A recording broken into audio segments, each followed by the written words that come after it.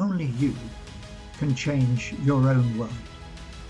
And now that you've discovered us at the Institute of Practical Learning, you too can watch and learn just how to do it. So that is the first happiness point or token that you can collect, is do a bit of a pestle analysis, political, economic, social, technical, legal and ethical, and say, well, on balance, of course it could be better, but I can live with what it is. And I accept the government is making the rules that it is making, the whole business of tax and spend and so on. They are not forcing me to go and crawl around in the mud in some forest because they're using martial law or whatever it is.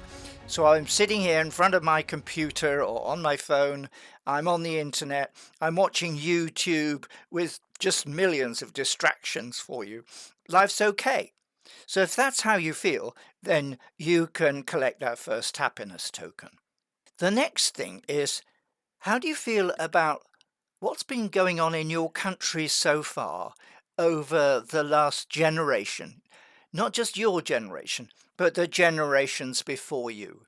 Do you feel you are living in a place that's doing okay, that's treating its people well, that has a social system that is a caring and yet practical social system, and you can be content with your opportunities to survive and thrive and raise a family or do whatever it is are your goals living in that particular country? And if you feel that, then you can collect your second token. Then the third and almost most important is look around you. Look out of the window, go for a walk. What do you think of what you see, of the nature around you? Is there beauty? Are the sunsets and sunrises lovely? Are there birds in the trees? Is the landscape attractive? Because your human nature will bring joy to you. It is natural for humans to like the place where they are. And if they don't like it, then they get up on their hind legs and off they trot and go and live in another country. Sometimes they don't trot, they hang on to the bottom of a lorry or get on a tin boat or do all sorts of other things. But humans have a drive to change where they are if they're really, really unhappy with it. Now, sometimes they're moderately happy and the rest of their family says, you've got to go there and you've got to earn a lot of money and send it back to us. Now, some individuals say, yeah, okay, I'll do that. I will sacrifice myself. And other people say, well, that doesn't sound too great. So you have to consider yourself and what you want to do.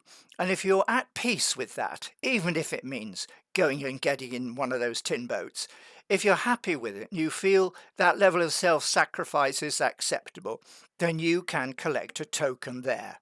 Now, the final thing, the new thing almost in 2024, is there is huge change happening in pretty well every country of the world. There's a real fight for resources, limited resources, and that can be as simple as water, or it might be lithium, or it might be oil and gas and things like that.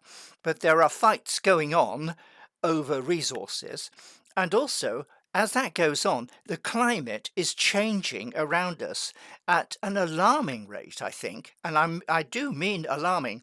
I've been flying over the Atlantic and over the North Pole and places like that for the last 50 years.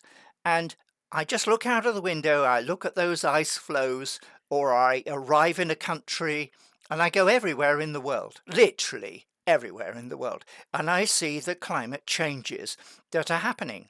I see the floods, the fires, the droughts, the earthquakes, the heat, and since this is meant to help you be happy, I strongly recommend you think about what that change is likely to be where you are living right now and plan for it. Do whatever you need to do so that you and yours will be able to survive when there is a huge flood or fire or whatever it is. So that's a supplementary token that you can collect. Have you planned well for a changing world. So that's it. And you can factor in, you can use your own common sense on that. Do you feel aligned with a particular country?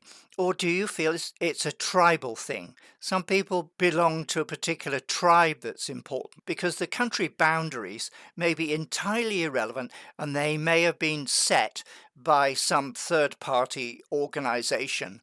It could have been the Brits or the French or the Americans or all sorts of people, or even in China, I suppose, and Russia, where they're messing around with boundaries quite a lot, actually.